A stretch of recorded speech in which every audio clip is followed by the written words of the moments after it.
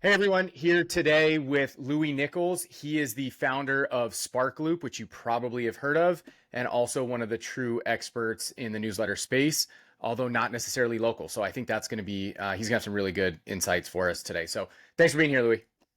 Yeah, glad to be here. Thank you for coming on my podcast last week as well. So I'm excited to get to dive into the world of local newsletters that I have learned a lot about recently, but have not done one myself just yet. Awesome. No, I think that's going to be great insight from you as somebody who's thinking about this, but has so much experience in newsletters in general. And to be clear, the episode that we did, which is live by the time you hear this, for anybody who's wanting more of a high level view of should I do a local newsletter? Is this for me? Is it not for me? You know, what are some details about the concepts? The one on his podcast, which is called Letterland. Is that right? Exactly. Yeah. If you just Okay. put in like Letterland newsletters on YouTube, you'll find it. Yeah, okay. We'll link to it as well. But that'll be a good overview. And then this one, I think our plan is to get a little more in the weeds on some really unique monetization angles and whatnot. So overview on his show, weeds on my show right now. Okay, Yeah, let's get awesome. nerdy. It's going to be fun. Let's do it. So quick overview, explain, well, maybe not only explain Sparkloop, but also just your background in newsletters. Maybe I don't even know how Sparkloop came to be. So tell us. Yeah, we'll keep it quick so we can get into the nerdy stuff. But Mm-hmm. I guess my background in newsletters, I didn't start off in newsletters. I started off in B2B software. So I was building out different products, selling the companies. And right after I sold my last company, I was sitting around at home for a couple of months and really starting to get on my then girlfriend's nerves because I was at home doing nothing. And she said, "Look, you don't have to work, but you've got to go out and get a hobby or do something." So I went out and a friend of mine had just launched a flight deals newsletter. This is like 2018. So that newsletter in the flight deal space was just taking off. And he asked me if I could help out with some marketing stuff. So I was like, sure, right, I'll jump in. He said, hey, there's this one company, the Skim. They're doing this thing with a referral program. No one else seems to be doing it. I can't figure out how to do it. Can you help me do that? So I went and tried to find a platform that would make it easy to do newsletter referrals. Now, obviously, you have them built into a lot of platforms like Substack, Beehive, Kit, and so on. Back then, there was no one that did that. So Mm-hmm. I went out with a friend and ended up building that referral product. I think at one point and still today, when we still have that product, I think we still power like 7 of the 10 biggest newsletter referral programs out there Wow. in terms of volume. And we quickly sort of moved away from that into a new product that we invented a couple of years ago, I think 3 years ago now, which is called recommendations and paid recommendations. Um, so that's where you can recommend other newsletters in your newsletter sign-up flow and pay for them or get paid for them or do it free and like cross promote, all those different ways of doing it. That's something that we came up with a couple of years ago, and we've really just been building that out. So we are like by far the largest marketplace in terms of um, newsletter paid recommendations. And yeah, I think that's the short story on like Sparkloop and how I got into newsletters and all that good stuff. I've been in and around the scene for like 7-ish years now. Wow. Really like it. Hope to spend a couple more years on this for sure. Yeah. And it's really exciting to see how the space is changing.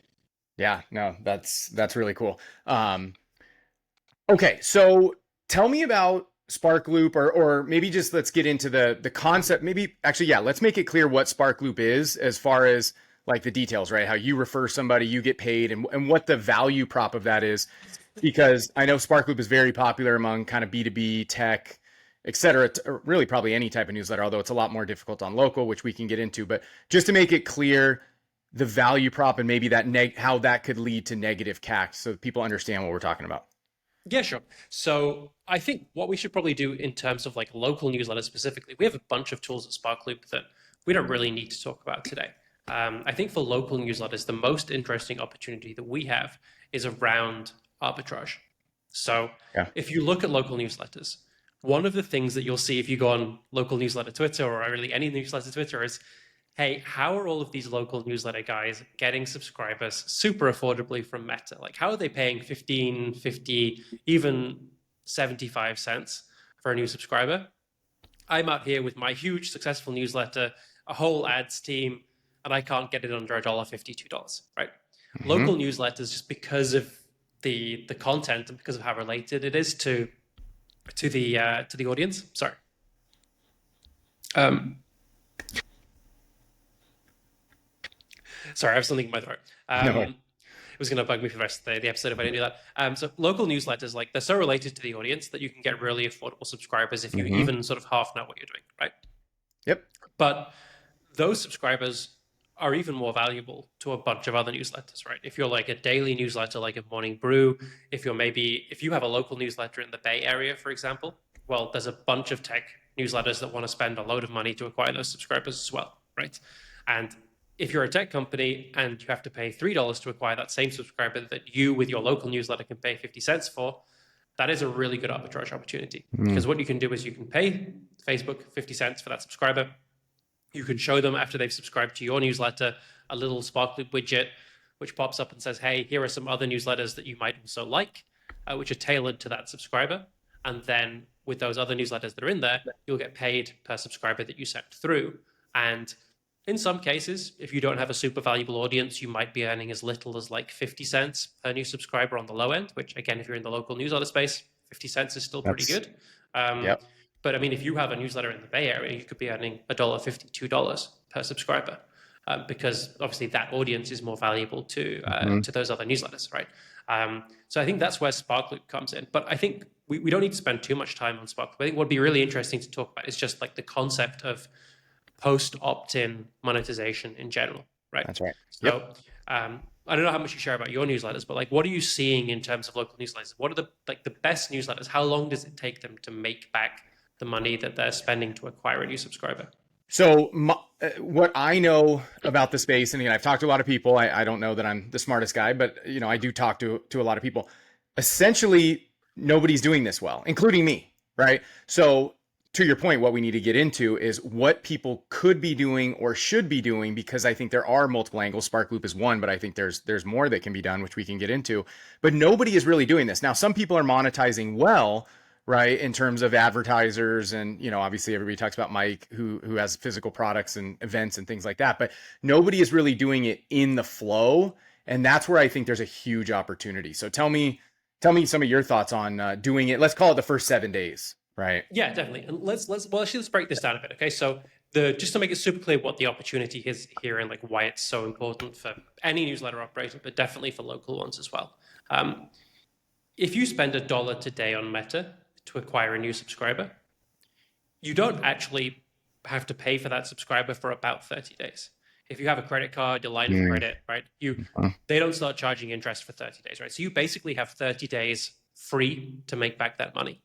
If you can make back that $1 within 30 days, you've paid effectively nothing for that subscriber, That's right? right. You can scale for free.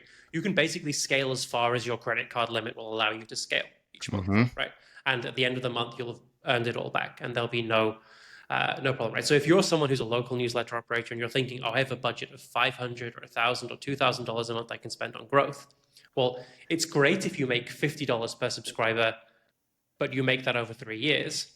But that doesn't help you if you don't make back the first dollar for 6 months, right? Because you're going to be limited by how quickly you can grow your newsletter, which means how quickly you can grow your earning potential in total, right? So yes, lifetime value, how much you make per subscriber is really important, but almost as important and arguably even more important in the early days while you're still trying to grow that list is how quickly can you earn back the amount that you're paying to acquire the subscriber, right? Your subscriber acquisition cost.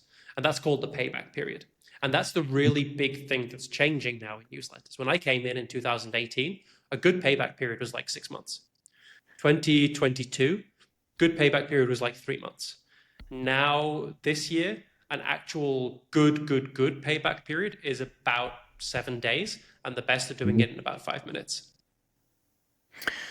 Okay, so yes, this sounds amazing, and we need to figure this out because I need to do this too with all the newsletters I just launched. I would love to be doing this because we are spending a ton of money on growth. So again, this because I've mentioned this a bunch on Twitter and occasionally here. Just to be clear, I use the term negative CAC. I think I first heard it from Matt McGarry, but whether it's negative or flat or whatever, the concept being what you just said, right? Which is you spend, let's say in the local space, let's say normal people are spending 50 cents.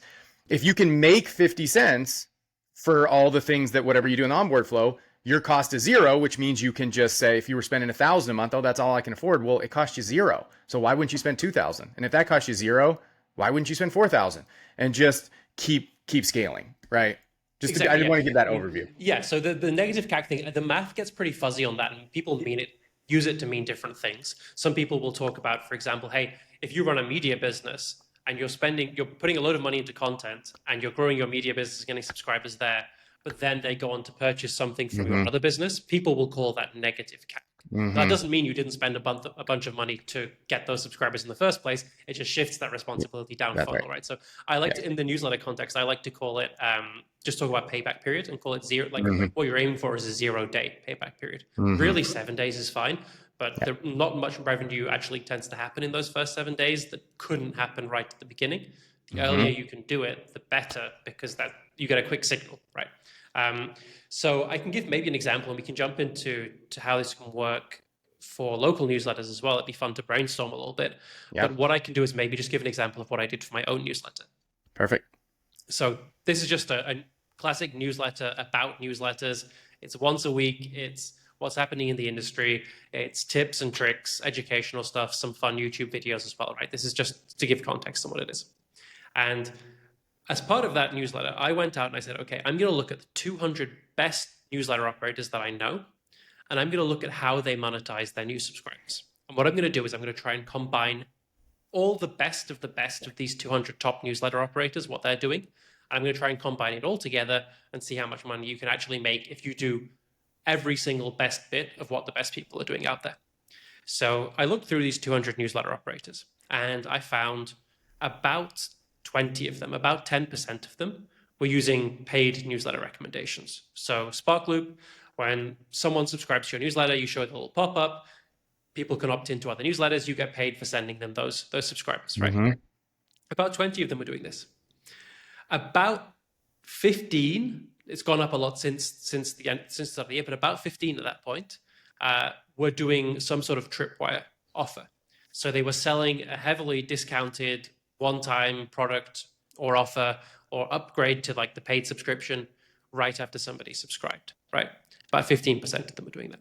And literally one of the 200 newsletters was doing something called lead gen. So what they were doing is when someone had just subscribed to their newsletter, they would show them a free offer from another brand that person could opt into, right? So the example of this that I saw was in the finance space. So basically someone signs up for a finance newsletter and it's another finance brand saying, hey, do you want my 5 top stock picks? Click here, click yes if you want it, right? And what would happen is if you clicked yes, the brand would get your email address and they would pay actually a lot of money, like $10+ for that lead to the newsletter, right? So they were making their money back that way. So all these seem pretty cool. No one was really combining them. No one had 3 of these all together. Very few had even 2 of these put together. So I took all 3 of them together and I built out that flow for myself. Okay, first, when someone subscribes to my newsletter, I'm going to show them the paid recommendations. Second, I'm going to show them some welcome offers. And I went out to a bunch of newsletters, a bunch of brands in my space and said, hey, will you pay $2, $5, $10, etc., for these leads to download this lead magnet, this offer that you have, if I put that in my welcome flow. So that was the second thing I did. And then the third thing I did was I did an upgrade to a paid product of my own. I just invented a product basically just to test it and said, hey, it's $5 a month. It should be $100 a month. Would you like to upgrade to get access to this community thing? I put it all together and I was paying about $1.80 per new subscriber on Facebook ads. I was spending $2,000 a month just to test it. And in total, I ended up making back about $2.15 per subscriber. I was making, I think, about 80 cents per subscriber from paid recommendations. I think about the same again from the lead gen. And I was hardly making anything, I think like 50 cents per subscriber from the paid Tripwire product that I had, because I mean, it was a shitty product, right? Like I didn't come up with anything good just to test it. I'm sure you could do a lot better if you had a real product that people actually wanted. But seeing how powerful that was crazy. And since then, I've started doing that with a bunch of other big newsletters as well. And it hasn't really filtered through to the local space yet. But I think this is a huge opportunity that could work just as well, if not better, in the local space. Because you have that arbitrage opportunity of A, you're paying hardly anything for the new subscribers on Meta ads, right? It's way cheaper for you. So you have less that you have to make back. You have the exact same opportunity with paid recommendations as everybody else does. which is awesome.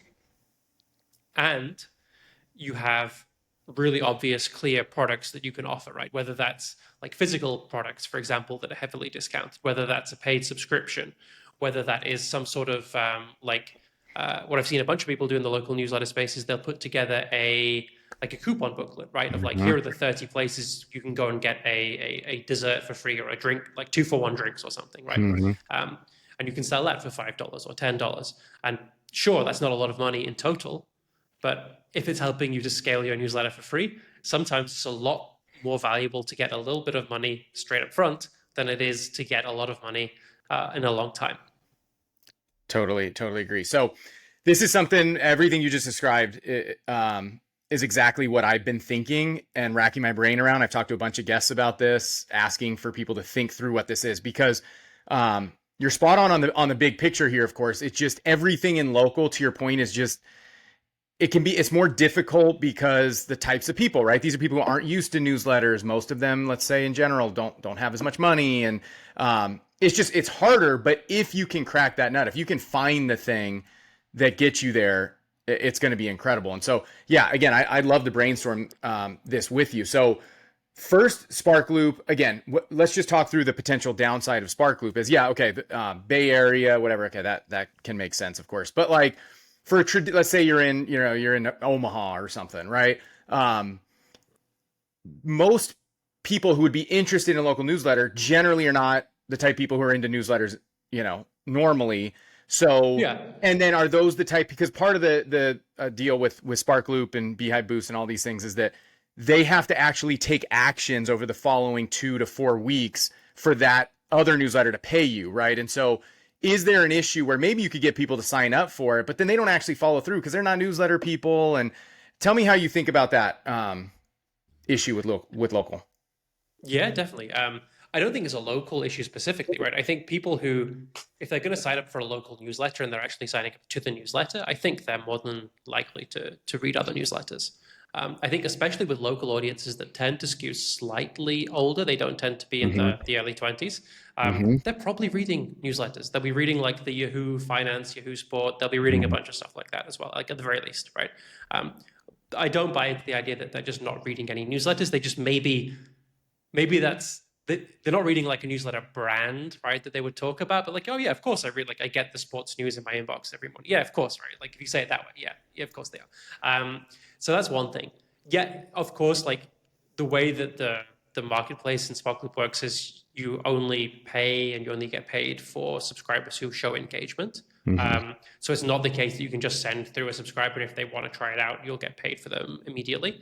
But you don't need that to be able to make back 50 cents or $1 per subscriber on average, right? People just have to choose 2 or 3 newsletters on average that they want to try out. And you're just hoping that everybody finds one that they would like. That's going to be, if everybody found one, you'd make $2 per subscriber that signs up to your newsletter. So even if only like one person, like even if only every second person actually finds one that they like and end up reading, that's still $1 per new subscriber on average that you're going to receive, probably slightly more than $1, right? So it still adds up in that way. Now, as to whether local users will find something they like, especially on Sparkly, well, let's take someone who's in Omaha, for example. I bet they would really love the pour over, for example. I don't know if you've come across the pour I've over heard the before. name, but I don't know. Yeah. I don't know what it is. 2 million subscribers. It's like a daily US focused newsletter. Doesn't take a political side, but it comes from a Christian perspective, right? Super popular with exactly that kind of person. I bet they have a bunch of readers out in Omaha. Midwest, yeah. Yeah, exactly. Bread and butter is, but that's where they come from. They have a bunch of subscribers out there, right? So I bet they would love that. I bet they would love some of the parenting, or even like the grandparenting newsletters that we have. I bet they would love some of the newsletters from maybe Ramit Sethi or James Clear or Tim Ferriss, Manson, or a bunch of other New York Times bestsellers who I bet they've got one of these people's books at home sitting around somewhere and would love to sign up to that newsletter. There is a bunch of stuff that they would like, and they only have to like one of the 5. If they like one of the 5, you make $2 and something per subscriber, right? Which is great. So if every second person likes one of the 5, that's awesome. Yeah. Okay. Yeah, I mean, I think this does it does make sense, especially for me, like since I'm spending so much on acquisition. This is something I think you and I need to talk about a little later and kind of dig in because I want to give it another go, especially since in my case, when you're early, I think most people know this at this point. You can get subscribers for, I've seen as low as I think somebody I helped got 13 cents, I think was the lowest. Wow. Frequently between 15 and 20 is possible, but let's say more realistic, like 4 out of the 6 I just launched are getting under 30 cents. And the only 2 that are higher in very wealthy areas. So it's not surprising. But so if we're under 30 cents, just to get to, what did you call it? Sorry, when I say negative CAC or break even, what was Yeah, the I term? mean, you can say break even. You can say Break just like 0 day payback period, a whatever you want to payback call it. period. That's Like, what you said. Yeah. yeah, Zero. Okay. So at 30 cents, to your point, you only need like 1 in 5 people or something to actually find a newsletter that they like, right? And you're still breaking even. So at the beginning, especially, it can really work. So I think that's super interesting. But I think the thing that's most exciting here I want to get into is combining this with what we're about to talk to, right? So instead of just one thing, it's like, can you do two? Because for everybody, make sure you step out of your own shoes as a newsletter person. I remember before I was a newsletter person and I would, in terms of working in space, I always liked newsletters. When I would see your Spark Glue pop up, I didn't know that like somebody's getting paid for that. That's just like, oh, they're recommending things to me. People don't realize it, right?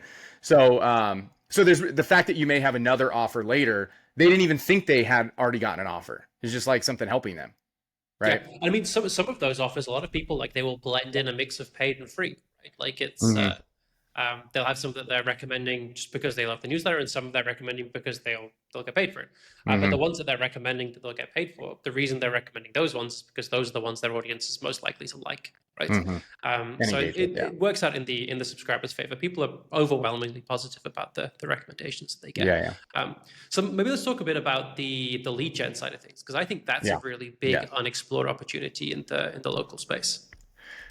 Yeah, totally. Well, are you considering lead gen? Because I think you are, as something different. Because one of the things I think a lot about as well is, remember at the conference you and I were at, the assist on how they have a welcome flow that offers different things, and then they get paid. Again, for a tech B2B one, it's easier. Offer Notion, offer Airtable, these things that these people already probably need.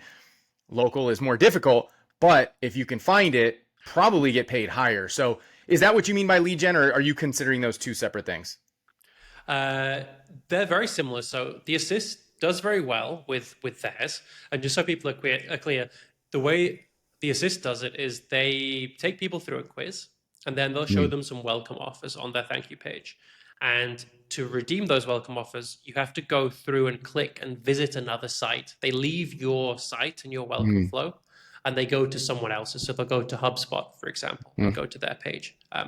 Disrupts their journey. They might not go and open the welcome email, for example. I don't love it for that reason. Also, Yeah. because some of the stuff they do is more of an affiliate deal where they'll get paid Mm-hmm. 30 to 90 days later rather than a true lead gen. What I think about when I talk about lead gen is the subscriber stays on your own infrastructure. You're just sending through the email address or some details about that subscriber to a third party who's paying you straight away, basically for those leads, right? So that can happen on a thank you page, like we've been talking about. It could happen in an offer in a welcome email that takes you through to a form or a page. Could happen during normal emails as well. I think that's also a great idea in the local space to monetize existing subscribers. But obviously, the most important part of this is how can you monetize those subscribers as soon as possible, right? Mm-hmm. So having it in the welcome flow, I like because it doesn't add in any distractions. They feel like they've got something, like you've given me something awesome and cool already right after signing up. Mm-hmm. Like this is going to be awesome, and then they continue with the flow and they don't jump off to someone else's website and get distracted and go somewhere else and never come back, which you Yeah. don't want. Yeah, I did not realize that piece. Okay, makes sense.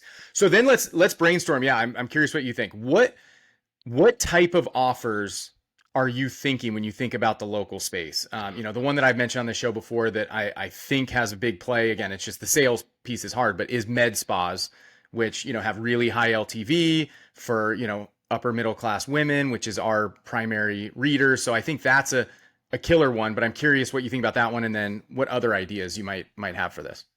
Yeah. In general, lead gen tends to work best when you go to one of the two extremes. You either want something that's going to make you like $1 or $2 per opt-in that most of your audience will like and is very broad, or you want to ask some questions or do some qualification and give something that is, only a smaller percentage of your audience will want or qualify for, but is so valuable that the brand is willing to pay you 30, 50, $100+ to Hmm. acquire that lead, right? Hmm. The middle is kind of a dead zone that you don't want to be in. There aren't too many of those. You have all the complexity of having to like qualify the lead, but you don't get the payout of the really Hmm. expensive, valuable leads that you're sending through to people. So I would do either a mix of both, or just pick one or the other, or try out one, then try out the other, is what I would go for. So I think the high end one, like the med spas you're talking about, that works great, right? If you can give some sort of deal for people and you get paid on a per lead basis, I think that works really well. The hard part about a med spa is it's the kind of thing where you don't really have intent. So, Okay. What do you mean in this context? Because what intent do they have in general? What would be different about a med spa versus what would be intent? yeah, okay. So, a med spa is something I'm thinking. I'm in my office now, and I'm thinking about the spare room that's on the other side of this wall. And in that room are probably like $1,500 worth of vouchers for like med spa treatments and stuff like this that I've bought my fiance over the last year and a half for various gifts and stuff that she's never used, right? Hmm. Um, and there's probably like coupons that were free for like a bunch more stuff that she might ever want to do, right? If you give someone an offer for a med spa, they're probably going to accept the offer, but the likelihood of them actually converting and using that very soon is quite low. So the Mm. amount of money you're going to make per lead, the amount that they're going to be able to spend to give you per lead is going to be relatively low, because the intent on average is going to be pretty low to actually use it, right? Which is fine. It might make a really good low intent one, right? It might be something where they only Hmm. pay $2 or $5 per lead for people who want to claim that, right? And if you qualify it with the offer, so you say, hey, this thing normally costs $1,000, That's but we're going to give it to you for 300. It's like, well, okay, all the people who can't afford 300 are not going to want to claim it, right? As long as that's clear up hmm. front. Hmm. So maybe those are actually still worth something. But there's probably something else where it's like, if you're asking some questions, or if you're doing something where it's like, hey, are you thinking about selling your home, or are you interested in getting a valuation for your home? Well, the average person isn't. So it's only someone who's got a bit more intent who's going to want to go and do that. So with the amount of money that the brand or the realtor in that case would be able to make off that deal, they're going to be able to pay, and they're going to want to pay a lot more for that lead, right?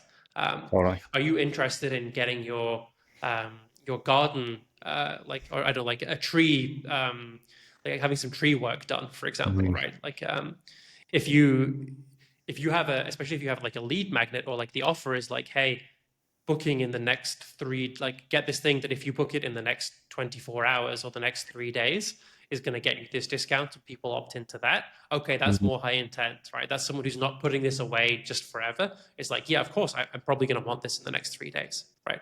That is a bit more intent. It's a high ticket thing. People are going to pay a lot more for that lead. Yeah. No, I think that makes a lot of sense. Here's one of my thoughts with this. There's really two Yeah, pieces. hit me. Number one, I think, well, there may be two angles to go here. Number one is, we incorporate a survey after somebody Mm-hmm. subscribes. They immediately go to the survey, right? So now we Mm-hmm. know, and again, we're using Beehive. Um, let's say they said they're a homeowner and they make over $150,000.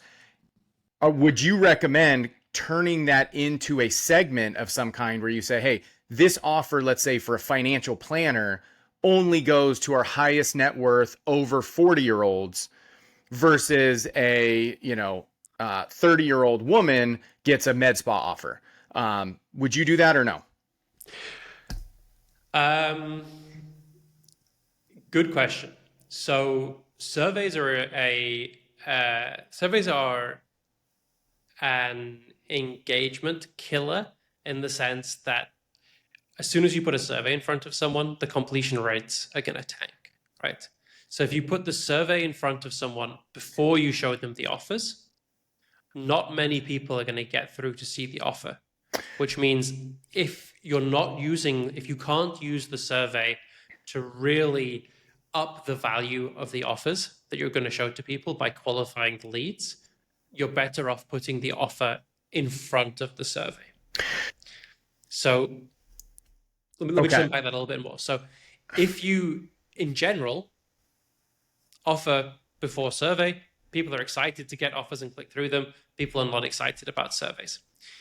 If you think you can do what you're suggesting, which is to say, hey, I'm going to tailor the survey so that the contents of it are going to allow me to segment, qualify my leads so that I can justify when I show them and when I send them through, I can justify charging a lot more for them. That is amazing. You can do that. And you'll get much higher survey completion rates because you're not running a survey anymore. You're saying, tell us a bit about yourself so that I can show you the right welcome offer for you, right? We have some offers, welcome offers for you. Answer these 3 or 5 questions. We're going to show you the right ones tailored exactly to you that will be perfect for you. Right? You'll get the completion rates to go much higher on the survey, which is nice as well. The key is keeping it short, right? And I'm a fan now of like not having one survey, but having like a quick survey, which is multiple choice, maybe one short question that has like a text input, maybe for like a name or a phone number or something. But that's like your segmenting thing that you use for the lead gen. And then at the end, after they've gone all the way through, ask them a bunch of questions. Ask them all the weird stuff you might want to know, but that like there's no real reason for them to do that unless they're bored and like to stick around and finish stuff, right? But get the really like get the 3 or 4 most important bits of information. Get those early. Get them in like a one-click format for each one, and then use that to segment. And yes, so absolutely yes. If you can segment out that way, I think it's a really great way to do the lead gen. So I think what you're kind of shifting my thoughts here, if I understand you correctly, something I hadn't thought about. When I thought about these kind of offers that we're talking about, I was assuming they would be in the welcome email or in some sort of, in your email box later, again, like the assist, how I think they do it every day for 7 days or something like that. Again, I don't know if that's overkill or not in local, but that's how I was thinking about in the email.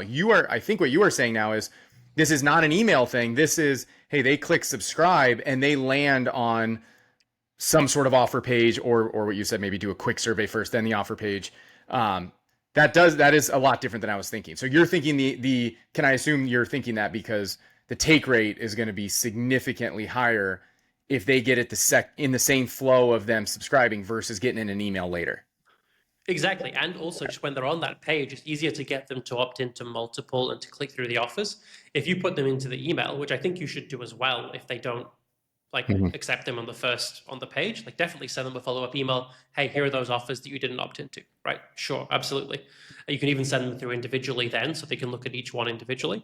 But if you put 5 offers in an email, at most, they're going to click on one of those and then they're going to get taken to a page and then they're done, right? You show them the 5 that they can click through nice and easy, or the 3 that they can click through right on the page. Why wait? Give them something good there. Yeah, this is really interesting. Okay. What do you think about, because I think a lot of people come at this local space, including me. Sometimes I try to fight this, but people are doing this in their own area. This is a part of them. They live there. They know people subscribing.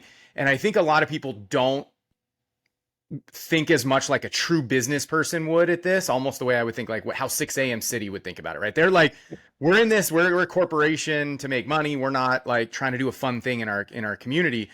Yeah. And so I know one of the big questions is going to be, is this over? Like, okay, maybe one offer in theory doesn't sound too bad, but we're talking about multiple offers. Are we just overwhelming and annoying people or making them feel like, this newsletter thing, this is just some sort of weird, not scam, but like, they're just like trying to sell me shit all the time. How do you think about that? And also like, how would you actually do multiple offers?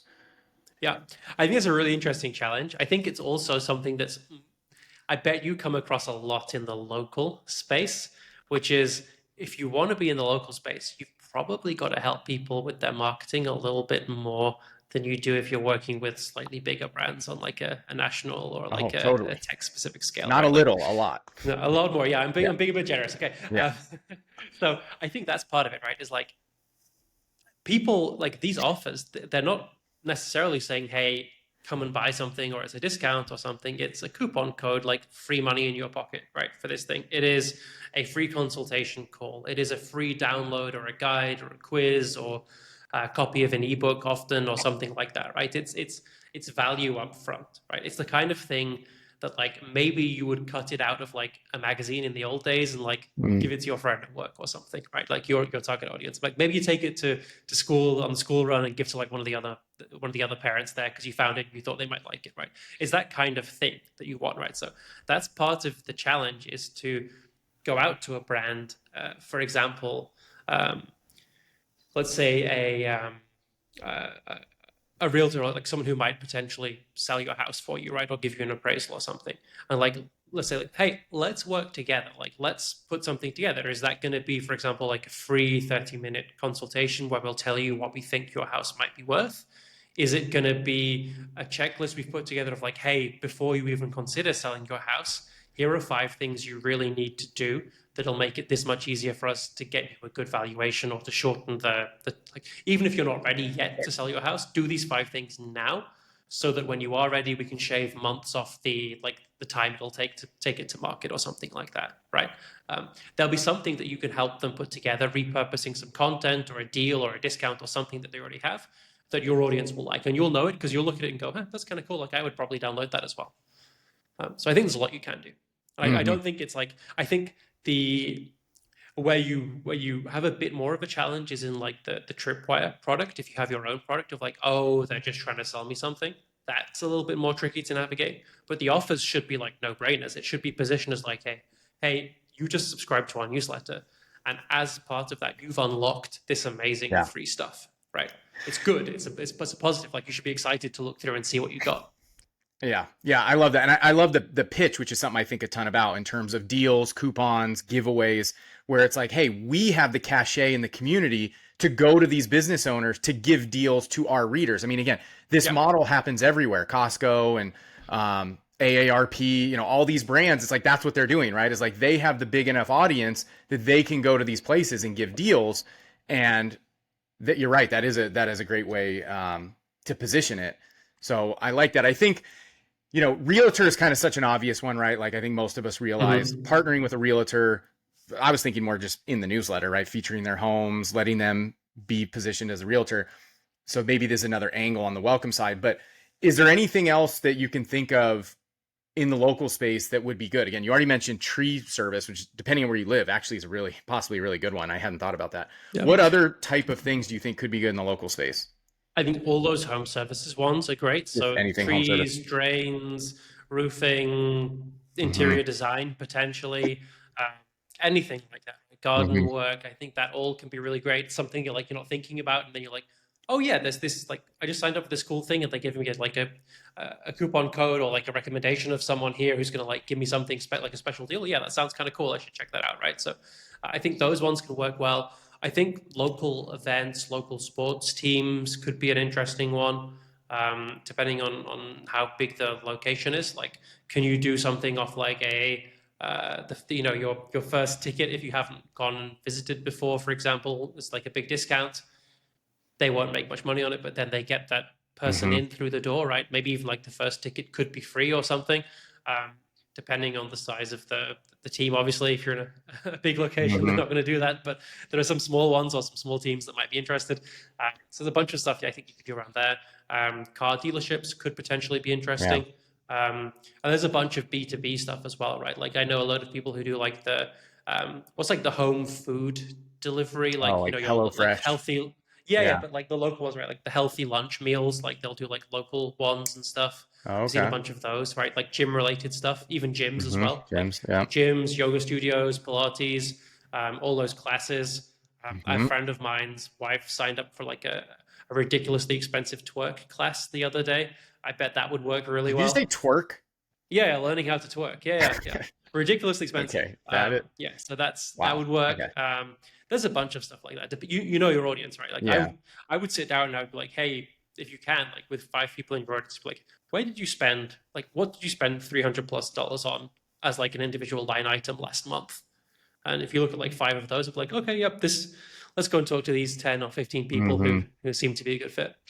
I bet you can find a bunch of stuff there. So let's talk a little more granular, because I like this concept in general.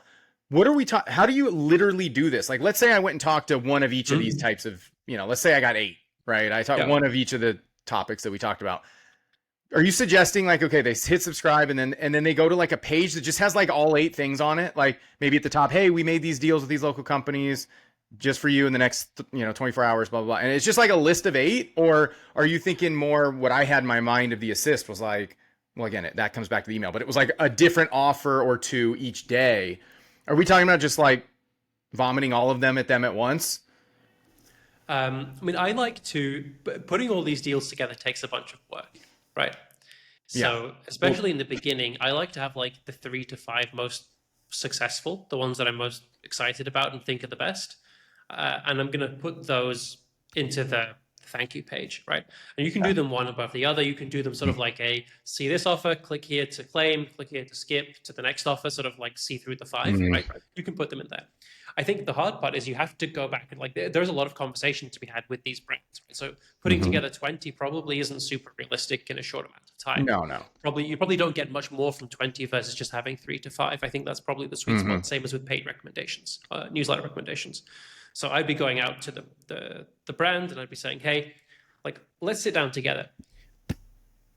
What do you need to know about like firstly like if we put together this offer and someone opted into this offer from my list, knowing they live in the local area, like how much would you pay just for that email address? Mm-hmm. And they might go, probably maybe going to be $2 or $3, right? So, okay, what are the questions like? What would you want to know? Like, what's the first thing if you spoke to that person? Like, what's the first thing you would ask them to figure out? Or like, what was the first thing you'd look at to figure out um, if they're actually going to buy your thing or if they're going to be a good lead, a good customer, right?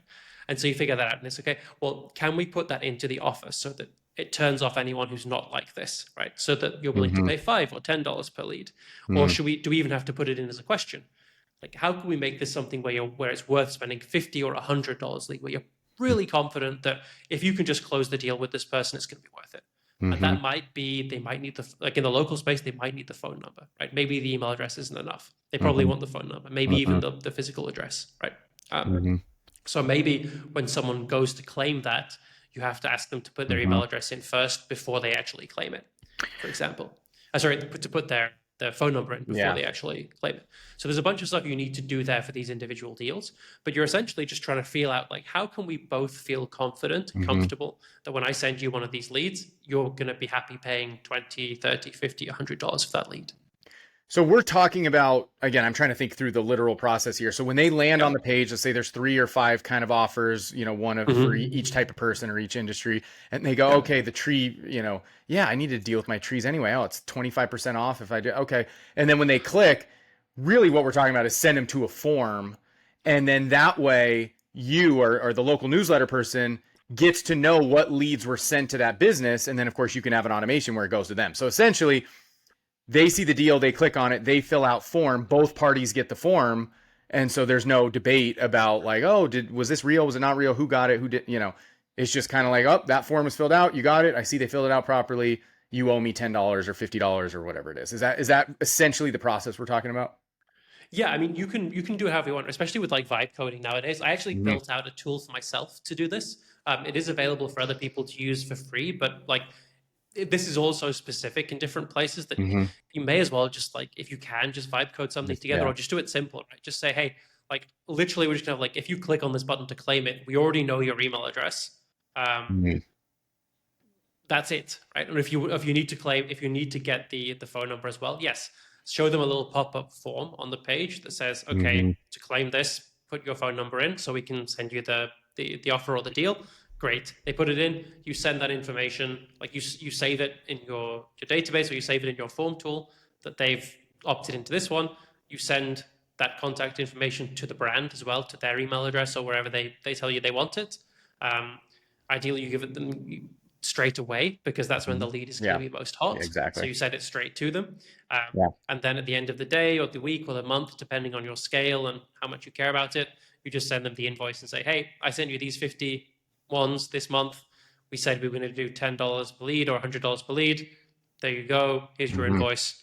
And do it that way. I like to try and automate a little bit more where they'll actually put a credit card on file so you get that money straight away because Yeah, especially in the automatic. local space they might take a while to pay Or but fight you yeah. on it. Yeah. I mean, again, I think the Yeah. the thing to be clear about all this is I think everything we're talking about is awesome, and I'm really going to start working on this. But outside of Sparkloop side, which is very automatic and not, it's not technically local.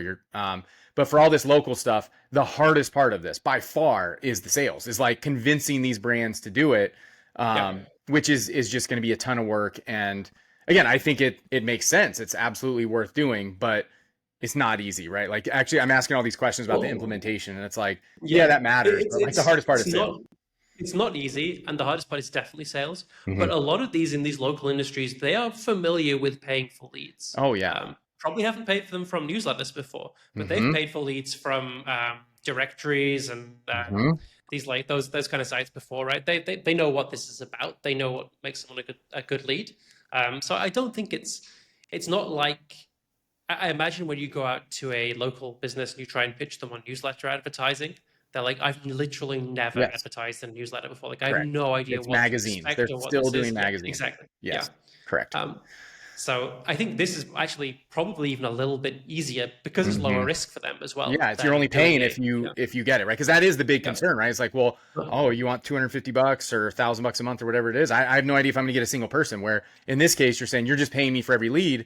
And yes, to your point, lots of these industries are used to paying for leads. Again, you can compare it generally to Google Ads or I used to be in the insurance industry, and of course you pay for an even an just for people who may not know about how insurance works. I mean, if you're talking about an exclusive lead, even though it's just digital, you're just getting their phone number and their email. I mean, you probably could sell that for $20. I mean, Yeah. um, and everybody's shopping insurance right now because it's so freaking high for every company. So that to me is another one that jumps out as viable. So um, yeah, Louis, this is really interesting stuff. What other thoughts do you want to leave people with as far as monetizing these newsletters and call it the first 7 days?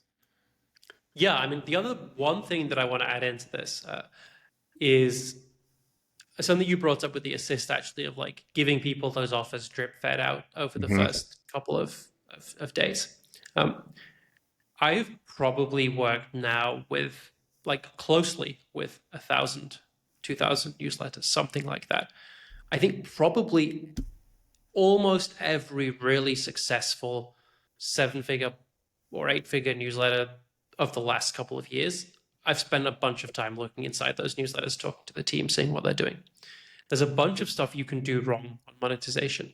The one thing that I've never, ever, ever seen anybody regret is sending more emails early to new Interesting. subscribers.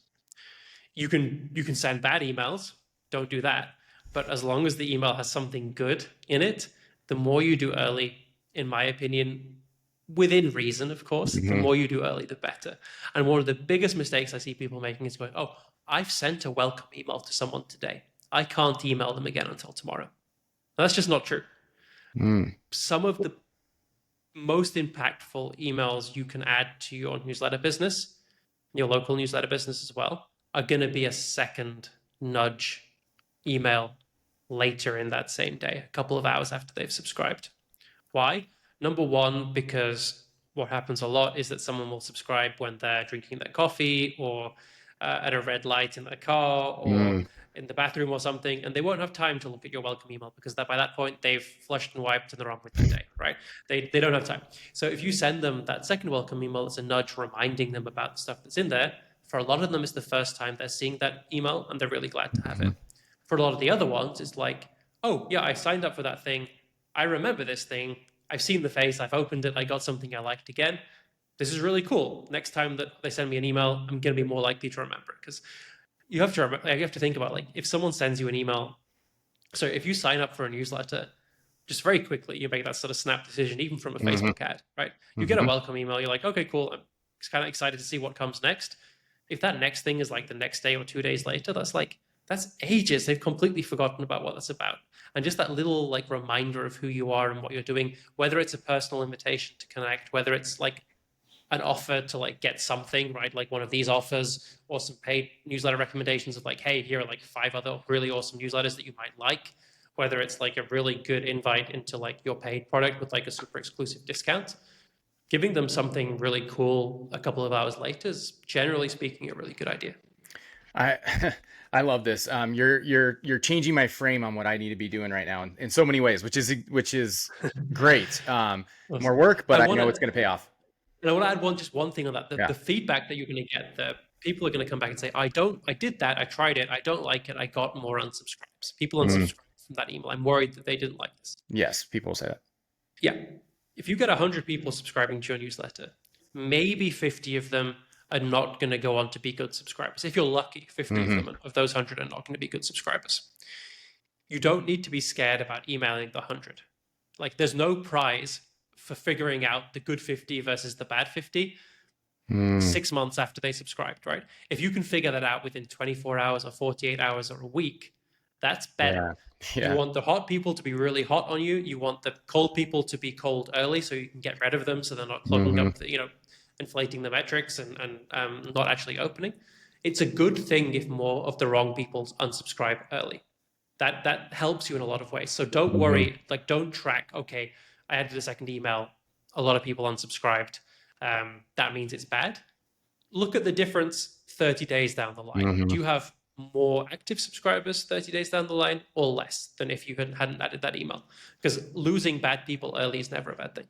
Yeah, totally. And I think this is a big fear that many people have in the local space about overwhelming readers. And every person I've talked to who's doing 5 days a week says it has almost zero bearing on their unsubscribe rate. And all you're doing now, obviously, there's a lot more work that goes involved, but ignoring that side of it, you are building your brand to be in their head much more when they're seeing you 5 days a week or even 3 days a week versus once a week. You're just this cute, fun little thing. The more you do, the more they're going to appreciate your brand long term, which is what's going to help you build this into a massive business down the road. So again, I think as usual, just fear of overwhelm is not only not not a correct fear, it's actually the opposite.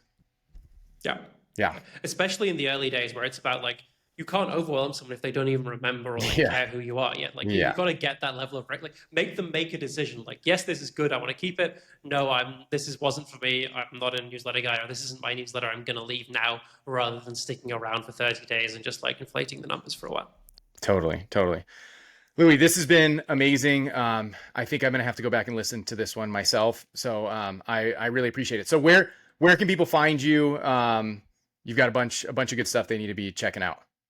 Yeah, I appreciate you letting me Yeah. come on and nerd out. The Yeah. best place to find me is growmynewsletter.com. Has my newsletter, has links to my YouTube channel where I talk about nerdy newsletter stuff like this and the experiments that I'm running, and a bunch of other stuff. So that's the best place to find me, along with my X or my Twitter profiles on there too. Yeah, I think that's probably everything. I should probably give Sparkloop a shout out, but you did a Yeah. great job with that. I Yeah. normally don't mention it this much on podcasts, so Yeah. No, no worries. I brought it up. I think that yeah. I've heard, again, I want to figure this out in the local space because I don't think anybody has, but I know lots of people, including I know Chris Kerner has been talking about it a ton, that he's profiting from it on his yeah. newsletter, which is And the just big killer. local newsletters do use it as well, right? Like if you look at like a 6 a.m. city, for example, Oh, they'll do be they? running this and doing well. Yeah, yeah. It's just Oh, okay. it's a little bit more. It's if you just have one local newsletter, it's a little bit more work to get set up Hmm. and do everything right, rather than having a big team with the scale to Hmm. really take advantage of it. But yeah, it's definitely proven to work in the local newsletter Yeah. space. It's just you have to have everything else right, and I mean, you know what it is. If you're in a Hmm. local newsletter operator, you got a lot of hats to wear and That's right. a little bit of time to do a lot of interesting stuff. That's totally right. Awesome. Yeah. All right. Well, thanks so much, Cool. Louis. Thanks, See ya. TJ. See you soon.